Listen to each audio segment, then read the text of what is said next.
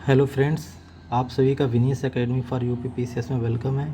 और हम लोग यहाँ पर देखेंगे न्यूज़ एनालिसिस सेक्शंस में जो भी इम्पोर्टेंट न्यूज़ वगैरह रहती है।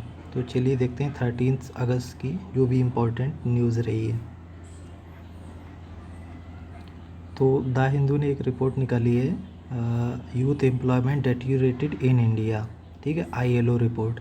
तो अभी क्या हुआ है कि आईएलओ ने एक रिपोर्ट निकाली है कि इंडिया में जो है यूथ के एम्प्लॉयमेंट से रिलेट क्या हुआ, काफ़ी डेटेरियोरेशन हुआ है, यानी उनमें काफ़ी गिरावट दर्ज की गई है। ऐसी एक आईएलओ ने रिपोर्ट निकाली है। ठीक है, तो ये आईएलओ क्या है? आईएलओ क्या है? ये है यूनाइटेड नेशंस की जो स्पेशल एजेंसीज़ हैं, वेरियस स्पेशल एजेंसीज़ हैं, उन्हीं में से ये एक स्पेशल एजेंसीज़ है। ठीक है, आईएलओ का फुल फॉर्म होता है इंटरनेशनल लेबर ऑर्गेनाइजेशन। ठीक है, अगर हम लोग इसके फाउंडेशन ईयर की बात करें, आईएलओ के फाउंडेशन ईयर की बात करेंगे, तो इसका फाउंडेशन हुआ था 1946 में।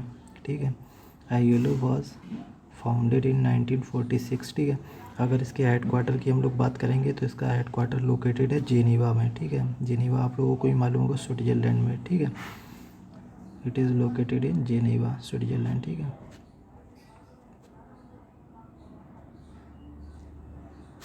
इन स्विट्ज़रलैंड। ठीक है,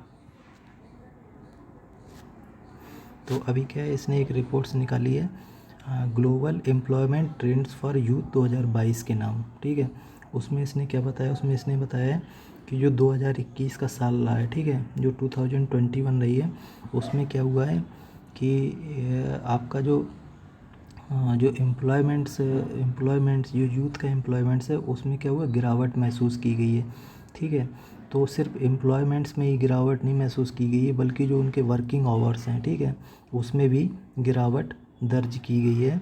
अगर उसकी तुलना करेंगे हम लोग 2020 की तुलना में। ठीक है, तो 2020 की तुलना में 2021 में क्या हुआ है कि एम्प्लॉयमेंट में गिरावट दर्ज की गई है, साथ साथ उनके वर्किंग आवर्स में भी गिरावट दर्ज की गई है।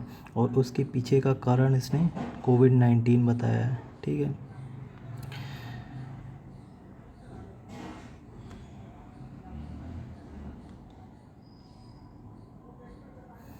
और इसने साथ में ये बोला है कि अभी भी जो रिकवरी है, यानी कि एम्प्लॉयमेंट के जनरेशन के साथ साथ जो रिकवरी की जा रही है, उसमें अगर ग्लोबली बात करेंगे तो इंडिया में रिकवरी अभी भी जो ग्लोबल रिकवरी है उसके साथ में मैच नहीं कर पा रही है। ठीक है, यानी कि उससे नीचे है। ठीक है, लैगिंग बिहाइंड है। ठीक है, ग्लोबली रिकवरी से, इसने ऐसा भी बोला है।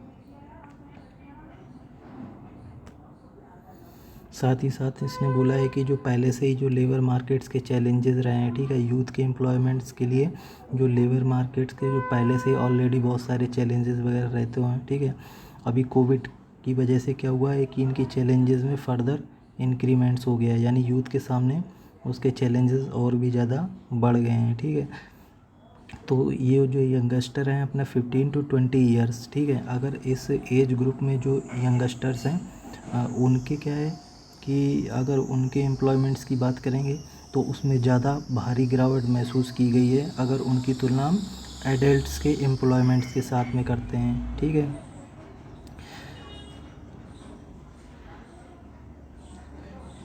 और साथ ही साथ इसने बताया कि जो आपका 2022 में जो अनएम्प्लॉयमेंट यूथ का जो नंबर रहा है वो 73 मिलियन रहा है। ठीक है, 2022 में जो यूथ का अनएम्प्लॉयड यूथ का जो नंबर है वो 73 मिलियन रहा है। ठीक है, अगर हम इसकी तुलना 2021 से करेंगे, तब यूथ का जो अनएम्प्लॉयड यूथ था उनका जो नंबर था वो 75 मिलियन था। ठीक है, तो अगर 2020 की तुलना करेंगे तो इसमें ये 2 मिलियन कम हुए हैं, अनएम्प्लॉयड यूथ कम हुए हैं। लेकिन अगर हम इसको प्री कोविड से यानी 2019 से जब हम लोग इसकी तुलना करते हैं तो हम लोग पाते हैं कि अभी भी 6 मिलियन, अभी भी 6 मिलियन अनएम्प्लॉयड यूथ ज़्यादा हैं। ठीक है, अनएम्प्लॉयड यूथ ज़्यादा हैं इन कंपेयर टू 2019। ठीक है, तो 2019 में अगर देखा जाए तब अनएम्प्लॉयड यूथ का जो नंबर था वो तकरीबन 67 मिलियन रहा होगा। ठीक है, 67 मिलियन रहा होगा इन 2019। ठीक है, तो उसकी तुलना में अभी भी 6 मिलियंस अनएम्प्लॉयड यूथ का नंबर ज़्यादा है।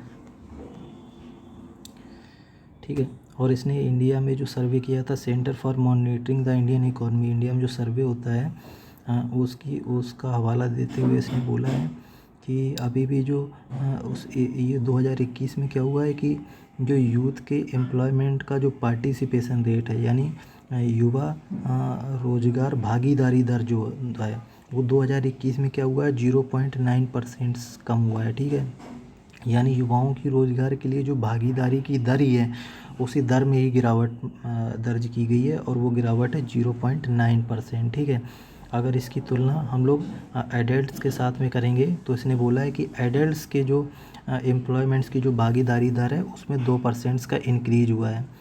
यानी जो युवा हैं जिनकी एज 15 से 20 साल के बीच में है, उनकी भागीदारी की दर में गिरावट महसूस की गई है, जबकि एडल्ट्स की भागीदारी की दर में 2% का इंक्रीमेंट्स हुआ है। ठीक है, और इस साथ ही साथ इसने क्या बोला है, इसने बोला है कि जो ग्लोबली अनएम्प्लॉयमेंट रेट है वो कितना 14.9% तक इंक्रीज़ कर जाएगा 2022 में। ठीक है, 2022 में 14.9% तक इंक्रीज़ कर जाएगा। ठीक है, हालांकि इसने ऐसा बोला है कि जो आपका जो रीजन वाइज है, ठीक है, जो सब रीजन वाइज है, उसने जो 14.9% बताया, ये बताया आपका एशिया और पैसिफिक रीजन के लिए। ठीक है, स्पेशली एशिया और पैसिफिक रीजन्स के लिए उसने बोला है कि जो इनका अनएम्प्लॉयमेंट रेट है वो 14.9% तक रीच कर जाएगा 2022 में। ठीक है, लेकिन उसने बोला है कि ये क्या करेगा, ये वेरी करेगा सब रीजन वाइज, यानी रीजन टू रीजन वेरी करेगा और कंट्री टू कंट्री वेरी करेगा, यानी कि सारी कंट्रीज़ में एक जैसा नहीं होगा। ठीक है, लेकिन ऑन एन एवरेज अगर देखा जाए तो वो 14.9% तक रीच कर जाएगा। ठीक है, और जो ILO डिसेंट वर्क टीम के जो South Asia ILO decent work team के जो साउथ एशिया और कंट्री ऑफिस फॉर इंडिया के जो डिप्टी डायरेक्टर हैं सतोशी ससाकी, उन्होंने ऐसा बोला है कि अगर आपको मतलब इस तरह की अगर आप बहुत अच्छी यानी डिसेंट जॉब क्रिएट करना चाहते हैं, ठीक है, अगर आप डिसेंट जॉब क्रिएट करना चाहते हैं स्पेशली इन ग्रीन, यानी कि ग्रीन इकोनॉमी के सेक्टर में, ब्लू और डिजिटल इकोनॉमी के सेक्टर में, ठीक है, अगर इन इकोनॉमीज़ के सेक्टर्स में अच्छी जॉबें चाहते हैं, क्रिएट करना चाहते हैं, जो कि सस्टेनेबल हों, ठीक है, इंक्लूसिव हो, समावेशी हों और रेजिलियंस हो। ठीक है, तो उसके लिए आपको क्या है, उसके लिए आपको क्वालिटी एजुकेशन और ट्रेनिंग अपॉर्चुनिटीज़ पर ध्यान देने की बहुत ज़्यादा ज़रूरत है। ठीक है, तो ऐसा ही इन्होंने बोला है।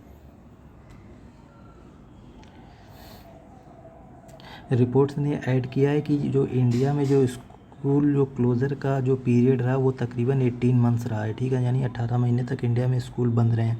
उसकी वजह से जो total number of school goings की जो संख्या है 24 करोड़। ठीक है, जो 24 करोड़ जो स्कूल गोइंग्स चिल्ड्रंस थे, 18 महीने स्कूल बंद होने के कारण क्या हुआ है कि इनमें से सिर्फ 8% जो कि आपके क्या है रूरल एरिया से बिलोंग करते हैं, और 23% जो अर्बन एरिया से बिलोंग करते हैं स्कूल गोइंग चिल्ड्रंस, वही सिर्फ ऑनलाइन एजुकेशन को एक्सेस करने में सफल हो पाए हैं। ठीक है, तो सिर्फ 8% रूरल स्कूल गोइंग चिल्ड्रंस और 23% अर्बन स्कूल गोइंग चिल्ड्रंस ही ऑनलाइन लर्निंग में सक्सेस हो पाए हैं। ठीक है, और उसके पीछे के कारण इसने यही बताया है कि इंडिया में क्या है कि जो ऑनलाइन एजुकेशन को प्राप्त करने के लिए जो रिसोर्सेज हैं उसमें क्या है, उसमें बहुत ही ज़्यादा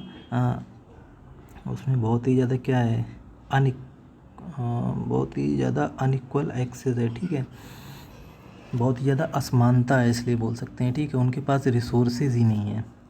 ठीक है, और ख़ास करके जो आपके जो इंडिया से डेवलपिंग कंट्रीज़ होती हैं, ख़ासकर से वहाँ पे जो सोशियो और इकोनॉमिकली वीकर जो फैमिलीज़ होती है, यानी जो आर्थिक और सामाजिक रूप से पिछड़ी जो परिवार होते हैं, वहाँ पर अगर देखा जाए तो उनमें लगभग जो ऑनलाइन एजुकेशन हुआ है वो ना के बराबर है। ठीक है, यानी कि उन फैमिलीज़ से कोई भी ऑनलाइन एजुकेशन को एक्सेस करने में सफल नहीं हुआ है। ऐसा भी इस रिपोर्ट्स ने ऐड किया है, ठीक है। हाँ, इसने बोला है कि जो आपका जो स्कूल क्लोज़र होते हैं, ठीक है, स्कूल क्लोज़र्स की वजह से क्या होता है कि न्यू लर्निंग्स तो मतलब न्यू लर्निंग्स तो होती नहीं है, ठीक है। लेकिन क्या होता है कि लर्निंग रिग्रेशन जैसे फिनोमेना आ जाता है, ठीक है। अब लर्निंग रिग्रेशन का क्या मतलब है कि जो पढ़ा हुआ था वो भी भूल गए, ठीक है। तो नई लर्निंग तो ले नहीं पाए, और साथ ही साथ में क्या हुआ कि जो पुराना भी पढ़ा था वो भी भूल गए, ठीक है। और इसके लिए इसने क्या किया है कि इसने बहुत सारी इंडिया की जो पहले की रिपोर्ट्स या स्टडीज़ वगैरह हैं उनका हवाला दिया है, और बोला है कि जो इंडिया में 92% जो चिल्ड्रंस होते हैं, ठीक है, जो 92% चिल्ड्रन हैं वो क्या करते हैं, अगर किसी लैंग्वेज को सीखने की जो फाउंडेशनल एबिलिटीज़ होती हैं, ठीक है, जो लैंग्वेज को सीखने की जो फाउंडेशनल एबिलिटीज़ होती हैं उनमें कम से कम एक एबिलिटीज़ को भुला देते हैं, ठीक है। और अगर हम मैथमेटिक्स को सीखने के लिए जो फाउंडेशनल एबिलिटीज़ की बात करेंगे तो तकरीबन 82% जो चिल्ड्रंस हैं वो भूल जाते हैं, ठीक है, ऑन एन एवरेज इसने बात की है। और इसके लिए उसने पुरानी स्टडीज़ और रिपोर्ट्स का हवाला लिया है, ठीक है। इसने रिपोर्ट्स में अपनी रिपोर्ट्स में क्या है मनरेगा को काफ़ी अच्छा बताया, काफ़ी अप्रिसिएट्स किया है, ठीक है। इसने बोला है कि मनरेगा क्या है, मनरेगा जो पेड एम्प्लॉयमेंट्स है खासकर जो वुमेन्स हैं, ठीक है, उनको पेड एम्प्लॉयमेंट्स देने में सफल रहा है, ठीक है। इस पीरियड्स में जो अपना कोविड का जो पीरियड रहा है उसमें मनरेगा क्या है पेड एम्प्लॉयमेंट्स को देने में सफल रहा है, खासकर से जो वुमेन्स है, ठीक है। और इसने एक बहुत अच्छी महत्वपूर्ण भूमिका निभाई है कार्बन के सिक्वेस्ट्रेशंस में। क्यों उसके पीछे का कारण यही है कि जो मनरेगा है वो क्या है नेचुरल रिसोर्सेज पे फोकस रहती है, उसकी सारी जो एक्टिविटीज़ होती हैं ज़्यादातर वो नेचुरल रिसोर्सेज पर फोकस रहती हैं, जैसे कि आपका लैंड हो गया, वाटर हो गया, ट्री हो गया।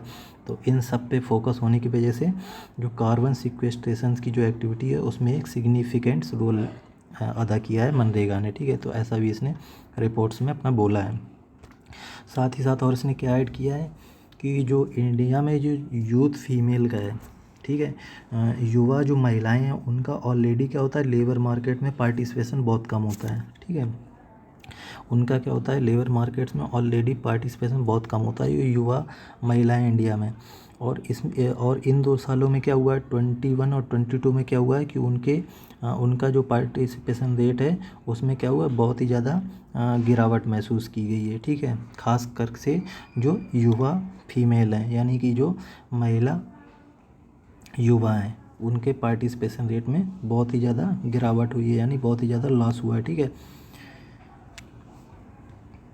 और साथ ही साथ इसने क्या बोला है कि जो इंडियन यूथ हैं, ठीक है, इंडियन यूथ हैं ख़ास करके जो यंग इंडियन मैन है, ठीक है, उनका क्या है ग्लोबल अनएम्प्लॉयमेंट जो रहता है, ठीक है, तो उसमें क्या होता है भागीदारी बहुत ज़्यादा होती है, ठीक है। तो जब भी कोई जैसे यंग इंडियन मैन है वो क्या करता है अनएम्प्लॉयड होता है तो उसका सीधा इफ़ेक्ट क्या होता है ग्लोबल एवरेज एम्प्लॉयमेंट लॉस का जो है उस पर सीधा उसका इफ़ेक्ट आ जाता है। क्योंकि जो यंग इंडियन मैन है वो ग्लोबल एवरेज एम्प्लॉयमेंट्स का जो टोटल नंबर है उसमें 16% यंग इंडियन मैन अपनी संख्या दर्ज कराते हैं, ठीक है। और अगर इसी को हम अगर हम ग्लोबल वुमेंस के करस्पॉन्डिंग बात करेंगे तो वहाँ पे इतना ज़्यादा इफेक्ट नहीं आता है, ग्लोबली इतना ज़्यादा इफेक्ट नहीं आता है, क्योंकि जो इंडिया की जो यंग वुमेंस हैं उनका सिर्फ रेशियो क्या है वहाँ पे